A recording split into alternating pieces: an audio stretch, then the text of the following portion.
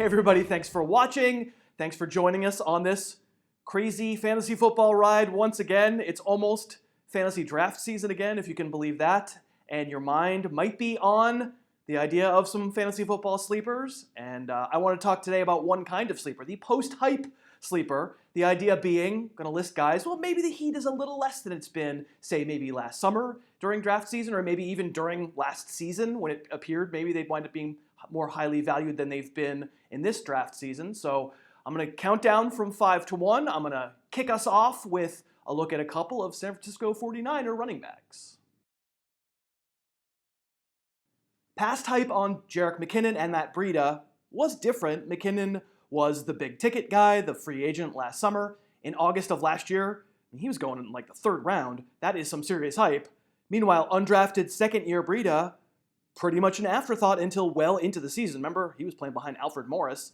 But then Breida started getting double-digit touches most games by late September and got real hyped as a fantasy weapon throughout last season.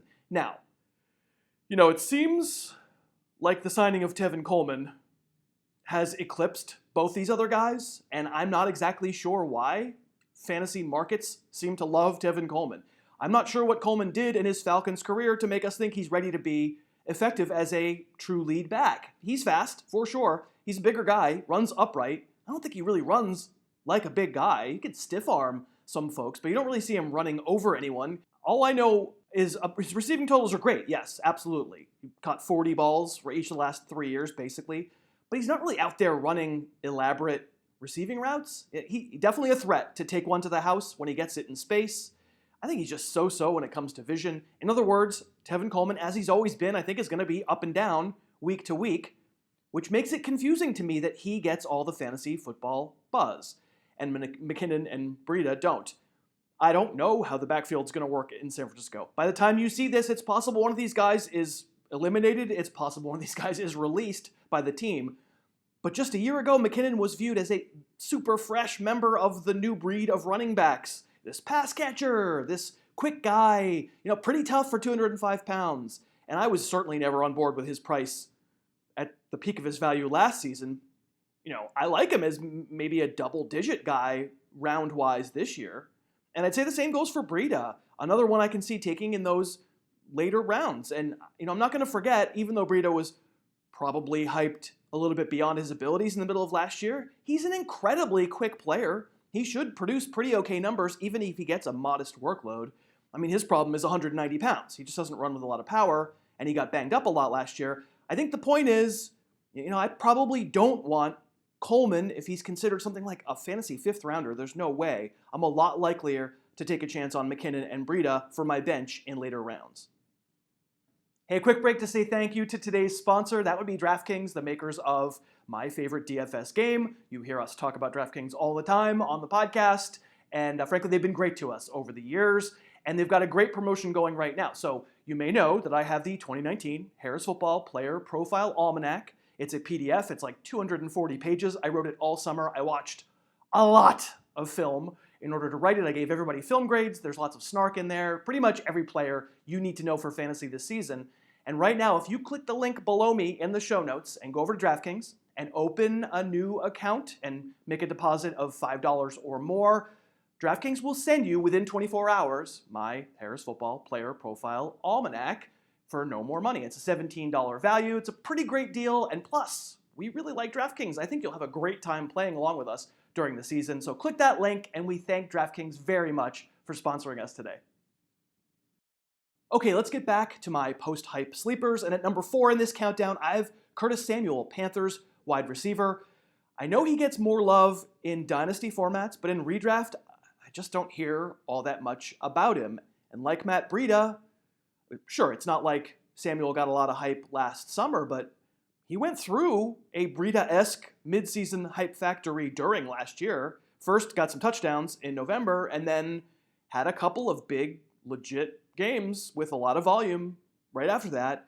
We should also remember Samuel was a second-round pick in the NFL draft, so there's some inherent hype there as well, too. I know Cam Newton's shoulder is a question mark. I know DJ Moore is there. I think DJ Moore is a better player. But Curtis Samuel is good, too. On this particular play last year against the Lions, He's not being used as a gadget guy. He kind of was in the first half of the season. Here he's just lined up one-on-one against Tease Tabor, and that's maybe not the best defense by Tabor, but it's a good and it's an explosive fake to the post by Samuel. He gets around his guy. He certainly has enough speed to stay ahead, and then for good measure, he falls backwards and makes a great touchdown catch. On this one against Tampa, lined up wide right again. This time, they make it look like he's going deep, and it's a perfect connection on the comeback. Took, a really good throw, for sure. It's a good throw. But defensive backs have to pay respect to Samuel because he has those jets attached to his feet. Fast. In my almanac, he gets an A grade for speed. I think in a world of melancholy in the infinite wide receiver 3 sadness, as I like to call it, people are losing track a little bit of Samuel, who probably won't quite be a driver who makes the Panthers offense great, but I think he will produce pretty good numbers if it turns out the offense is really good. Not likely to feel great about Curtis Samuel as your regular fantasy starter in September, but I think the ability justifies the hype that he got toward the end of last year and during the NFL draft. Let's take him in the late rounds and let's just see. Next up, I have Marvin Jones, also known as the guy who finished as the wide receiver 5 in fantasy just 2 years ago. He was a consensus top 20 fantasy wideout last year, and then he got hurt, and the Lions decided that maybe throwing the ball wasn't what they were all about. But honestly, I'm kidding. I try and drill this home. What you think of a team's offensive mix, especially what you think it's going to be, is not a good reason to avoid drafting a player, depending on the price, obviously. Matthew Stafford's going to throw it 30 times a game this year, and I know that because that's the NFL right now. Even the run-heavy teams will throw it that much. And frankly, I will wager, with no Jim Bob Cooter around to call plays, more of those throws will be downfield and not minus 1 yard passes to Theo Riddick. Anyway, Marvin Jones. Far from a complete player. I like Kenny Golladay quite a bit more, and I think Golladay should be taken well ahead of Marvin Jones. But what Jones does well translates quite well to fantasy football. He's a fast guy down the sideline. Good body control to make the catch on a deep bomb. He's very tough as a leaper in the end zone, and so he's a good red zone weapon.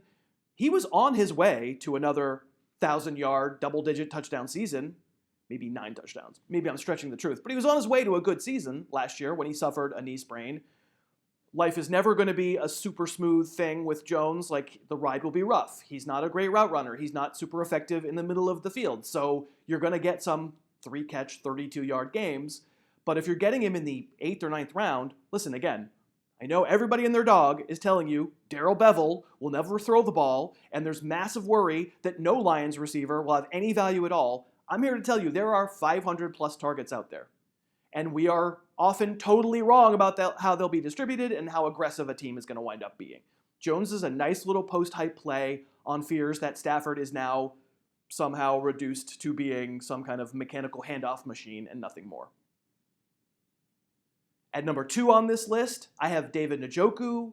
And what's most interesting to me about the Browns right now is that Baker Mayfield goes really high in drafts, probably higher than I want to take him. Odell Beckham gets very much deserved love as a first-round pick. Nick Chubb gets love. Jarvis Landry gets some love in the 6th round or something. But the tight end, pretty quiet. If we're going to accept, all right, well, there are 3 tight ends, Kelsey, Ertz, Kittle, and then a little bit of a gap. I'm not sure why we can't get Njoku in that next group. You want to know what kind of athlete this kid is? This one just makes me laugh. This is not anything special as a route. A little delayed release screen in the red zone, but he basically comes down on 1 foot, and half the dang Bengals defense can't get him on the ground. I think he's pretty strong, pretty good athlete. For 6'4" and 250, he's got as much body control and speed as you could want. And on a play like this one, matched up against a safety, that's number 39, Isaiah Johnson. Isaiah Johnson doesn't have a very good answer here, does he? And Njoku can reach up and fall backwards and kind of look like Curtis Samuel's play that I showed you there. Now listen, he doesn't always catch it when you throw him the ball, and that's part of the job description. He will drop the ball. He is certainly one of the freak athletes at tight end who probably came into the league more of an athlete and less of a polished football player. And so hands can really be an issue in general, and certainly for this year, and he could get himself in the doghouse. But I just never will subscribe to the too many mouths to feed argument. If the Browns are really so good as to make all those other dudes fantasy stars, that doesn't automatically mean Njoku can't be good too. He was super hyped as a first-round NFL draft choice just a few years ago. I think people maybe don't expect enough of him in 2019. But my number one post-hype sleeper for 2019 is Dion Lewis of the Titans, and I certainly don't mean to say that he's the best player I'm mentioning in today's video or that he's the one you should draft first, but it does mean I think he's got one of the biggest market perception inefficiencies in the game. I think you pretty much know Dion Lewis's deal. He was James White before James White was cool. He caught 59 balls last year in a pretty moribund Tennessee offense, and I'm not trying to tell you it was a good first season in Tennessee. It was not. But however bad it was for Lewis, it was exactly that bad for Derrick Henry right up until the final 4 weeks of the season. After week 13, Lewis was 33rd in standard league fantasy points, and Henry was 34th. And obviously, the gap was bigger in PPR. And then Henry went on his legendary December streak, and it was legitimately, we'll talk about him at greater length on this channel very soon. But I think we are really exaggerating the difference between Henry and Lewis as far as fantasy assets. There's a difference, and Henry should go earlier. Lewis is small. I wouldn't nominate him to be a full-time running back. But for a little guy, he always has been surprisingly strong between the tackles. He's not likely to get a ton of close in up the middle carries like this one, and that's going to be Derrick Henry territory, right? But even back to his days with the Patriots, he had a way of finding spaces among the big bodies and not going down on glancing contact. And the larger point is, I simply cannot believe that the market is biting down as hard as it is on Derrick Henry. The post in Dion Lewis's post-hype is pretty severe. I mean, at this time last year, I know I was considering him, and I think the market was considering him as a potential low-level RB2, a potential flex, a fantasy starter, and in no way will you have to take him at that level going into 2019. But there was a point at which neither Tennessee running back was useful at all. And if we're going to let 4 games completely change our assessment that we were looking at last summer, I think we might be making a mistake. Henry goes much, much earlier and should in fantasy drafts because he's got the opportunity to score a lot of touchdowns. But I really like the idea of taking Dion Lewis really, really late, putting him on that fantasy bench, and let's just see what happens. I kind of feel like when we get to the end of 2019, we're going to wind up thinking the gap between those 2 Titans running backs was not as big as folks expected. And that is my list of post-hype sleepers. Let us know what you think in the comments if you have any other nominations. Thank you very much for watching the show. Thanks so much for watching. Please, please, please smash that like button, write a comment, tell us who else you'd like to see us review film on, and of course, best of all, please subscribe to our channel and then click that little bell above the subscribe button and you'll be notified whenever we post a new video.